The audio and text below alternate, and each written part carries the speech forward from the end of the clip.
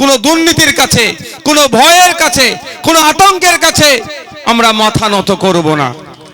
ঠিক যেভাবে আপনাদের জন্য, মায়েদের জন্য, বোনেদের জন্য, কৃষকদের জন্য, সরকারি কর্মচারীদের জন্য, ছাত্র যুবদের জন্য, এক কথাই নাগরিকের হকের হয়ে কথা বলার জন্য আমাকে অন্যায়ভাবে 42 দিন, মালিক ভাইকেও 42 দিন জেলে রেখেছিল। আপনাদের বলি, এইভাবেই মানুষের জন্য কথা বলে যাব। 42 দিন কেন, যদি 420 দিন আমাদেরকে জেলে রাখে, আমরা পিছপা হব না, আমরা ভয় পাবো না। আমরা সমাজ ব্যবস্থা পরিবর্তন করতে এসেছি। কোন সমাজে আমরা বসবাস করছি?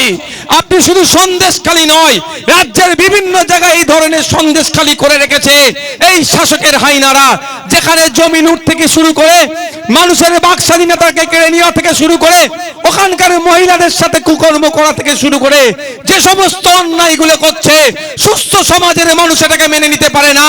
তাদেরকে আমরা পরাজিত করার জন্য, তাদেরকেই প্রতিহত করার জন্যই আমরা রাজনীতির ময়দানে এসেছি, একটা সুষ্ঠু সমাজ ব্যবস্থা উপহার দেব বলে। তো সুতরাং সুষ্ঠু সমাজ ব্যবস্থা উপহার দিতে গেলে কি লাগবে? স্যাক্রিফাইস করতে হবে। খারাপ লাগছে আপনাকেও, আপনার জন্য আমাকেও, কিন্তু কিছু করার নেই। আমরা ভালো দিনের অপেক্ষায় আছি তো নাকি? যে ভালো দিনটাতে কি হবে? যেই সকালের অপেক্ষায় আমরা আছি, যেই সকালে জাত ধর্মের কোনো ভেদাভেদ থাকবে না, ওই সকালের অপেক্ষাই করছি আমরা। বর্ণে বর্ণের কোনো লড়াই থাকবে না, ওই সকালের অপেক্ষাই করছি।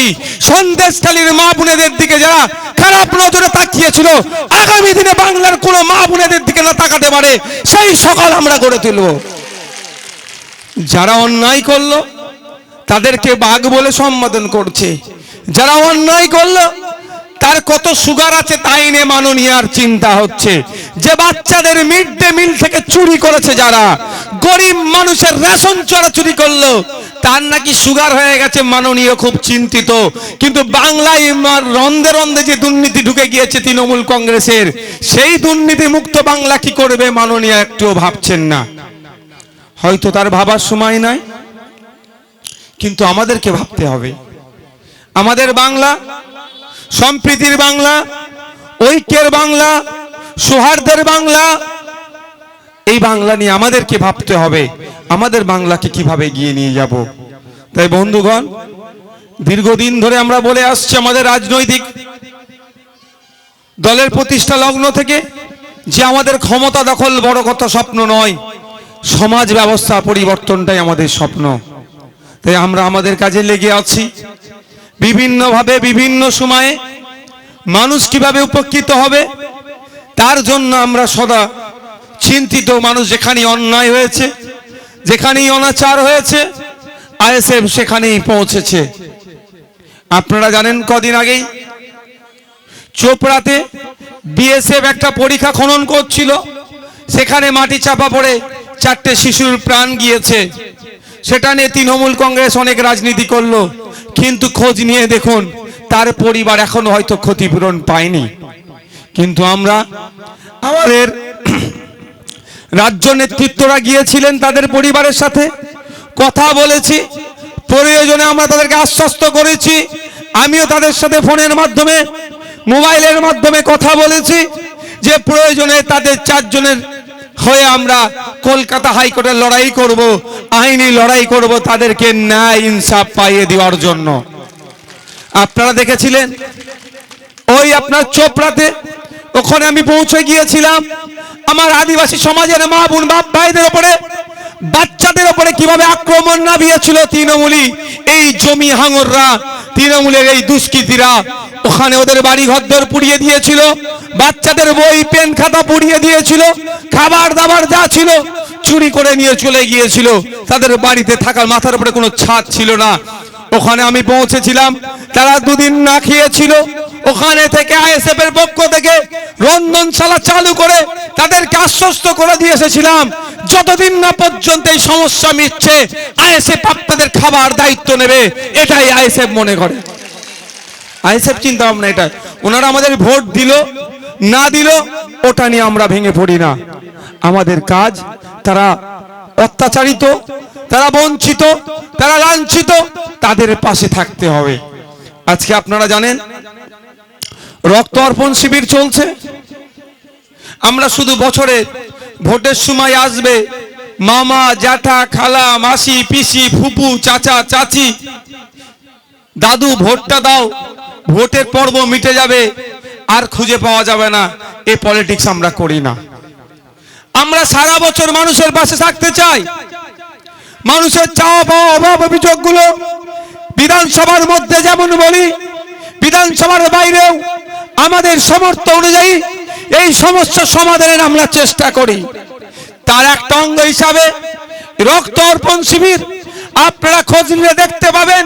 সারা রাজ্যের আজ অনেক রাজনৈতিক দল আছে, কারো আমি এখানে সমালোচনা করছি না, কিন্তু খোঁজ নিয়ে দেখা যাবে এত রাজনৈতিক দল থাকার পরেও ইন্ডিয়ান সেকুলার ফ্রন্ট সারা বছর যেভাবে রক্তদান শিবির করে, রক্ত অর্পণ শিবির করে মুমূর্ষ রোগীদের রক্তের যোগান দেয়, যারা শাসকে আছে, যারা বিরোধীতে আছে, আইএসএফ এর প্রধান বিরোধীতে যারা আছে, আইএসএফ এর ধারে কাছে তারা থাকতে পারে না। তারা কিভাবে ভোট নেয়? কিন্তু আমরা ভোট নেওয়ার জন্য করি না। তারা জানে ভোটের সময় আসবো, কেউ সিএ এর ভয় দেখাবে, ভয় দেখিয়ে ভোট নেবে, আর কেউ সিএ আটকাবো বলে তার নামে ভোট নেবে। কিন্তু আমরা বলি ভোটটা আমাদের কাছে বড় কথা নয়, আমাদের কাছে বড় কথা হচ্ছে মানুষ পরিষেবা পাচ্ছে কি পাচ্ছে না। সেই জন্য সারা রাজ্যে বিভিন্ন সময় বিভিন্ন জায়গাতে আমরা রক্ত অর্পণ শিবির করে থাকি। ভাই পিছন দিকে যারা আছে একটু বসে যান তো, তাহলে আপনাদের পেছনে যারা এখনো ভাইরা আসছে তারা তাদের দেখতে সুবিধা হবে।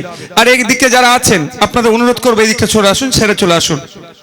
যারা ভলেন্টিয়ার ভাই আছে তারা মনে হচ্ছে বেশি গুলোচ্ছে। ভলেন্টিয়ার ভাই আমার মনে হয় বেশি গুলিয়ে ফেলছে সমস্যাটা, এখানে বেশি ভলেন্টিয়ার হয়ে গেছে আপনাদের, মানুষের থেকে বেশি ভলেন্টিয়ার আপনারা করে ফেলেছেন। সমস্যা এখানে মায়েরা ওখানে বসার জায়গা আছে, বসতে পারেন, ভাইরা বসে যান ওখানটায়। পেছনে যারা আছে তাদের দেখতে অসুবিধা হচ্ছে, বসে যান। এই যে রক্ত অর্পণ শিবির, রক্ত অর্পণ শিবিরের মাধ্যমে সমাজের সম্প্রীতির বার্তা যায়, ঐক্যের বার্তা যায়, সৌহার্দ্যের পরিবেশ তৈরি হয়।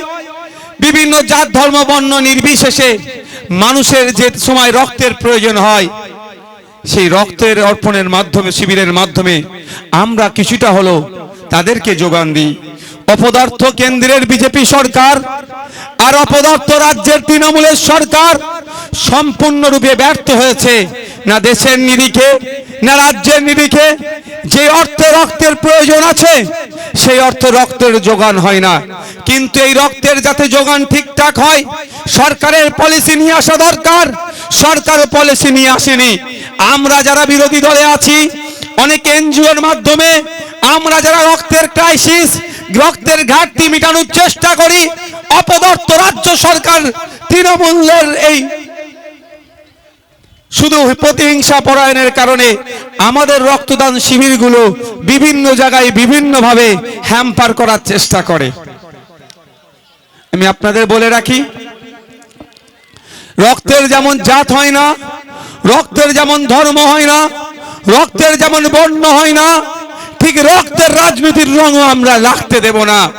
কিন্তু দুঃখের বিষয়, এতদিন যেটা আমরা জানতাম না, তৃণমূল কংগ্রেসের আমলে এসে তৃণমূলের দ্বারাই আমরা একটা জিনিস জানতে পাচ্ছি, আজকের দিনেও রক্তদান শিবিরও রাজনৈতিক রং হয়ে যাচ্ছে, রক্তদান শিবিরও আমরা ওরা হয়ে যাচ্ছে। আমি অতীব দুঃখের সাথে বলি, আজকে যে সমস্ত তৃণমূলী বন্ধুরা রক্তদান শিবিরকে বন্ধ করার জন্য, এই রক্তদান শিবিরকে বানচাল করার জন্য যারা অপচেষ্টা চালিয়েছিলেন, তাদেরও যদি কোনো সময় রক্তের প্রয়োজন হয়, আপনাদেরও বলবো, মাইকের আওয়াজ যাচ্ছে, মিডিয়ার মাধ্যমে আপনারাও শুনতে পাচ্ছেন বা আগামীতে শুনতে পাবেন, তাদের উদ্দেশ্যও বলছি, আপনাদের পরিবারের কোনো সময় কারো যদি রক্তের প্রয়োজন হয়, নির্দ্বিধায় শঙ্করপুর অঞ্চলের নেতৃত্বে যারা রক্তদান শিবির কাজকে করছে তাদের সাথে গোপনে যোগাযোগ করবেন। আপনার পরিচয় গোপন রেখে আপনার সমস্যা হলেও আমরা আপনাদের রক্ত দিয়ে সহযোগিতা করব। আমরা আপনাদের মতোই নোংরা রাজনীতি করতে পছন্দ করি না, আর নোংরা রাজনীতি আমরাও করব না। যদি প্রয়োজন হয় বলবে, তাদের পরিচয় আমরা গোপন রাখবো, তাদের সমস্যাকে আমরা সমাধান করার চেষ্টা করব। আমি এখানে দাঁড়িয়ে আপনাদের উদ্দেশ্যে বলবো, যারা রক্ত দিতে এসেছেন বা রক্ত দিয়েছেন বা আগামীতে দেবেন বলে চিন্তা ভাবনা করছেন, আবার অনেকে ভাবছেন রক্তদান করলে কি হবে না হবে, তাদের উদ্দেশ্যে আমি কয়েকটা কথা বলি। আপনারা জানবেন, আপনারা জানলে অনেকে জানেন, অনেকে জানিয়ে দিচ্ছি, বিশ্বের যে ভয়ঙ্কর কয়েকটা রোগ আছে সেই রোগ থেকেও মুক্তি পেতে পারেন। যেমন অন্যতম ভয়ঙ্কর রোগ হচ্ছে ক্যান্সারের রোগ।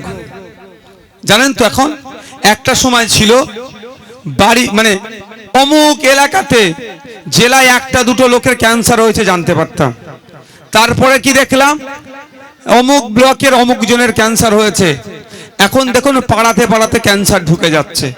ভয়ঙ্কর রোগ। WHO বলছে এই 2024 সাল চলছে, এই 2024-এর দিকে বাড়ি বাড়িতে প্রায় একটা করে ক্যান্সার রোগী হয়ে যাবে। কত ভয়ঙ্কর রোগ, বুঝতে পেরেছেন? এই ক্যান্সার রোগ থেকে মুক্তি পাওয়া যায় নিয়মিত রক্তদান করলে।